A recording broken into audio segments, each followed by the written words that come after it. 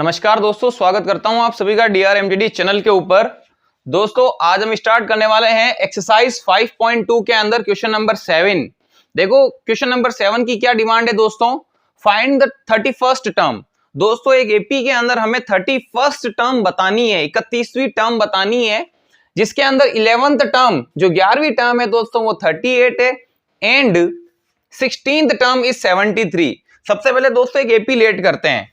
देखो A1, A2, A3 और इसी तरीके से दोस्तों A11, A12 and A16 and so on A31। ठीक है, क्योंकि हाईएस्ट 31 टर्म तक ही इस एपी के अंदर बात की गई है दोस्तों। तो सबसे पहले देखो 11th टर्म कितनी है दोस्तों, 11th टर्म है आपके 38। कितनी है? 38। एंड 16th टर्म दोस्तों जो 16वीं टर्म है वो कितनी है हमारे 73 है। ठीक है फ्रेंड्स, और जो 31st टर्म है दोस्तों ये हमें फाइंड करनी है। क्या फाइंड करनी है? 31st टर्म, 31वीं टर्म फाइंड कीजिए। देखो दोस्तों सबसे पहले 11th टर्म हमें कितनी दे रखी है, 11th टर्म है आपके 38 और हम सब जानते हैं 11th टर्म का जर्नल फॉर्मूला क्या होता है दोस्तों। 11th टर्म का जर्नल फॉर्मूला होता है, जर्नल वे होता है A+10D। क्या होता है? A+10D। इसके बारे में हम ऑलरेडी प्रीवियस वीडियो के अंदर बात कर चुके हैं। इक्वल्स टू 38 और इसको लेट कर लेते हैं इक्वेशन नंबर फर्स्ट। आगे देखिए दोस्तों 16th टर्म, A16 कितना दे रखा है दोस्तों 73 और जो 16th टर्म होती है A16 होता है उसका जर्नल वे क्या होता है दोस्तों A+15D इक्वल्स टू 73। इसको इक्वेशन सेकंड में लेट कर लेता हूं। ठीक है फ्रेंड्स, अब हमारा काम क्या होना चाहिए दोस्तों, इक्वेशन सेकंड में से इक्वेशन 1 को हम क्या कर देंगे, माइनस कर देंगे। इक्वेशन सेकंड में से इक्वेशन 1 को क्या कर दीजिए, माइनस कर दीजिए। A+15D equals to 73। ठीक है, A प्लस इसमें से सेकंड में से फर्स्ट माइनस करना है ना दोस्तों, तो A+10D इक्वल्स टू 38। ठीक है दोस्तों, अब देखिए माइनस करना है तो साइन चेंज होगा और इनको अब हम A प्लस का था तो माइनस का कर दिया, 10D प्लस का था माइनस का कर दिया, 38 प्लस का था माइनस का कर दिया। दोस्तों मैं आपको जर्नल वे के बारे में ऑलरेडी बता चुका हूं, लेकिन जो स्टूडेंट नहीं जानते हैं उसको उनको वापस देखो यहां पर बात कर लेते हैं उसके बारे में। जैसे A11 है और उसका मैंने जर्नल वे क्या लिखा है दोस्तों, A+10D लिखा है, यानी A और D तो उसमें होगा। यहां पर भी देखो 16th का जो 16th टर्म है उसका जर्नल वे मैंने क्या लिखा है, A+15D, यानी A और D उसमें होगा। आपको बस एक काम करना है, जिस टर्म के ऊपर बात चल रही है, जैसे 11th टर्म के ऊपर बात चल रही है ना, तो उससे एक कम नंबर करके 10 का D का जो मल्टीप्लाई कर देना चाहिए उसको। जैसे कि 11th है ना तो यहां पर 10D, या 16 है तो दोस्तों 15D, यानी एक नंबर कम होना चाहिए हमेशा। प्लस A माइनस ये कैंसिल हो गया, 15D माइनस 10D दोस्तों कितना ऑप्टेंड होगा, 5D ऑप्टेंड होगा। और 73 उसमें से आपको दोस्तों माइनस करना है 38, तो दोस्तों 13 में से 8 माइनस होगा तो 5 होगा और यहाँ पर दोस्तों 3 ऑप्टेंड होगा। ठीक है, अब देखो D की वैल्यू फाइंड करनी है, 5 मल्टीप्लाई में उधर भेज दो, इसको डिवाइड में हो जाएगा दोस्तों, ये कैंसिल होगा 7 टाइम। अब आपको एक काम करना है, जो D की वैल्यू है वो या तो आप इक्वेशन 1 में पुट कीजिए या इक्वेशन 2 में पुट कीजिए। ठीक है फ्रेंड्स, अब देखो मैं यहां लिखता हूं value of D put in equation 1। दोस्तों मैं कौन सी इक्वेशन में पुट करता हूं, इक्वेशन फर्स्ट में, और वो क्या है दोस्तों A+10D equals to 38। A as it is 10D, 10 into D की वैल्यू कितनी है दोस्तों 7 इक्वल्स टू 38।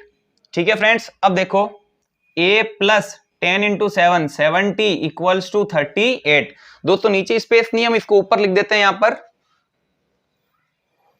हमें A फाइंड करना है, +70 को राइट में कन्वर्ट कर दीजिए, then A equals to, equal में आपके 38 है, 70 राइट में जाएगा दोस्तों, -70 हो जाएगा। ठीक है, अब यहां देखिए A इक्वल्स टू, अब जाहिर सी बात है 70 में से ही 38 माइनस होंगे और 70 जो है 70 जो है नेगेटिव में, तो आंसर भी किसमें ऑप्टेंड होगा दोस्तों, नेगेटिव में ही ऑप्टेंड होगा। ठीक है, अब अगर हम 70 में से 38 माइनस करते हैं तो दोस्तों यहां पर कितना ऑप्टेंड होगा, -32। कितना ऑप्टेंड होगा, -32।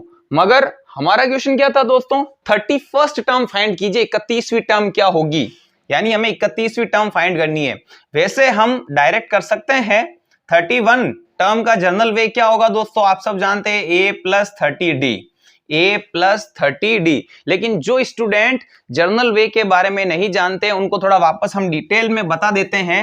देखो अब हम यहां पर कौन सा फॉर्मूला अप्लाई करेंगे, nth टर्म फॉर्मूला अप्लाई करेंगे, और वो क्या होता है दोस्तों, an = a+n-1 मल्टीप्लाई d। ठीक है फ्रेंड्स, अब एक बात बताइए, हमें 31st टर्म फाइंड करनी है। इसका मतलब इस एपी के अंदर टोटल कितनी टर्म्स के ऊपर बात चल रही है, यानी कितनी टर्म मेंशन कर रखी है। अगर आपको 31वीं टर्म बतानी है तो जाहिर सी बात है टोटल टर्म 31 हुई ना, तो हम n की जगह पर कितना लिखेंगे, 31 लिखेंगे, equals to a plus n की जगह 31 लिखेंगे, -1 मल्टीप्लाई में d।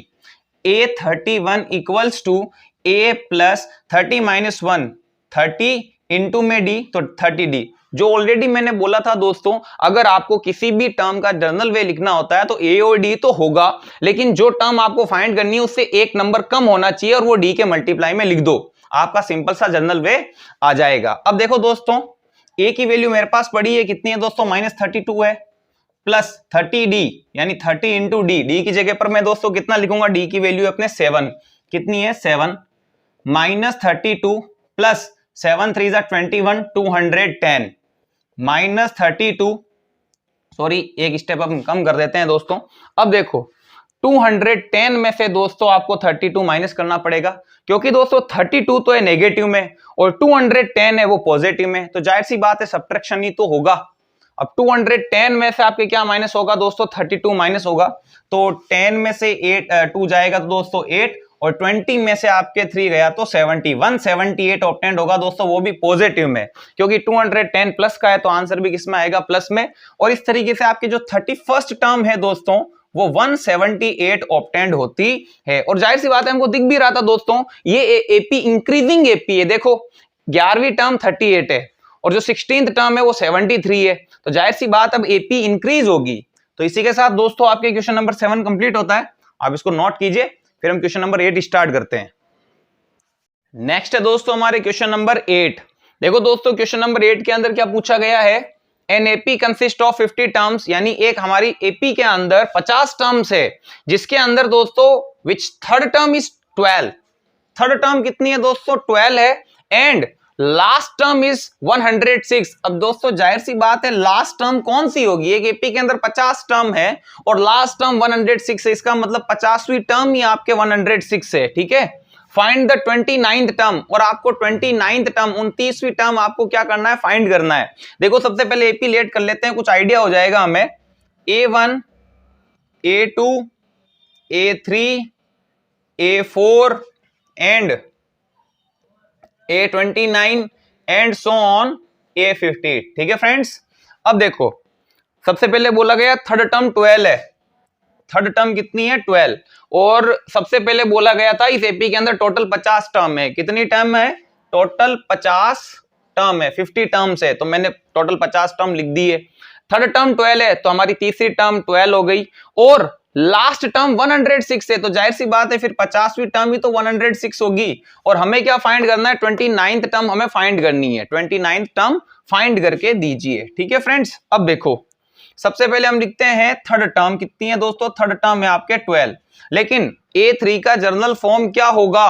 अब दोस्तों प्लीज एक बार आप इस वीडियो को यहीं पॉज कीजिए और कमेंट कीजिए कि A3 का जर्नल फॉर्म क्या होगा, तब मैं समझ पाऊंगा कि आपको ये चीज समझ में आई, अदरवाइज फिर नहीं आई।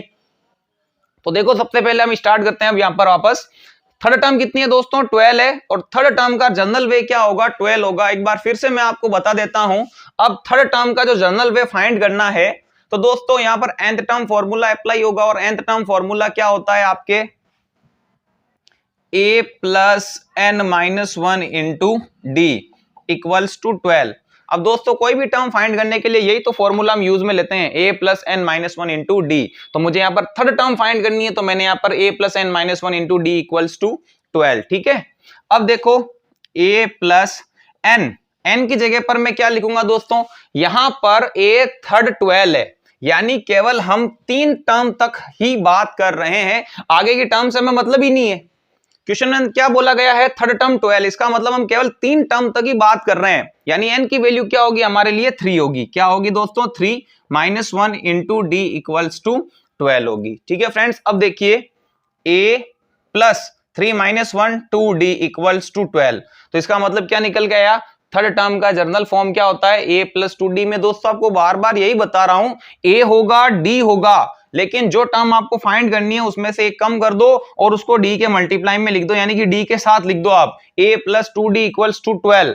अब आपको इसको इक्वेशन नंबर फर्स्ट लेट कर लेना है। ठीक है, अब देखिए आगे 50 टर्म्स क्या है दोस्तों, 50वीं टर्म है आपके 106। अब आप समझ गए होंगे कि 50वीं टर्म का जर्नल फॉर्म क्या होगा, जर्नल वे क्या होगा, इसका जर्नल वे होगा a plus 49d equals to 106। और दोस्तों ये हो गई आपकी इक्वेशन नंबर सेकंड। अब हम एक काम करेंगे, इक्वेशन सेकंड में से दोस्तों इक्वेशन 1 क्या कर देंगे, माइनस कर देंगे। क्या कर देंगे, माइनस कर देंगे। तो दोस्तों a plus 49d equals to 106 equals to 106। इस इक्वेशन सेकंड में से इक्वेशन 1 माइनस करना है तो इक्वेशन 1 नीचे लिखेंगे, a plus 2d equals to 12। a plus का है माइनस का कर दो, 2d प्लस का है माइनस का कर दो, 12 प्लस का है माइनस का कर दो। साइन चेंज कर दिया दोस्तों, प्लस माइनस कैंसिल हो गया। 49d माइनस 2d, तो जाहिर सी बात है दोस्तों 47d सब्ट्रैक्ट हो गया ना। अब यहां देखो, यहां पर कितना ऑप्टेंड होगा दोस्तों, 106 माइनस 12, 12 माइनस करोगे तो दोस्तों 94 ऑप्टेंड होगा। क्या ऑप्टेंड होगा, 94। हमें डी फाइंड करना है दोस्तों, 47 को राइट में कन्वर्ट कीजिए, 94 डिवाइड बाई 47, कैंसिल करूंगा 47 की टेबल में 94 टू टाइम्स में ऑप्टेंड होता है। तो इस तरीके से दोस्तों मुझे डी की वैल्यू तो ऑप्टेंड हो गई। अब जो डी की वैल्यू है या तो इक्वेशन 1 में पुट करूं या इक्वेशन 2 में पुट करूं। दोस्तों जो इक्वेशन फर्स्ट है वो छोटी है, तो इस वजह से हमें क्या करना चाहिए, जो डी की वैल्यू हम जो वैल्यू पुट करते हैं ना हर क्वेश्चन में, छोटी इक्वेशन में पुट करना चाहिए ताकि आंसर इजीली ऑब्टेंड हो सके। तो अब हम क्या करेंगे, डी की जो वैल्यू है वो इक्वेशन 1 में पुट करेंगे। Value of d put in equation 1। Equation 1 क्या है दोस्तों, a प्लस 2d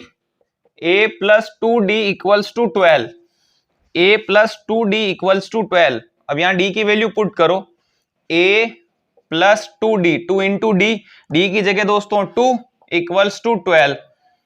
a 2 2 जा 4, कन्वर्ट कर दो राइट में, -4 होगा।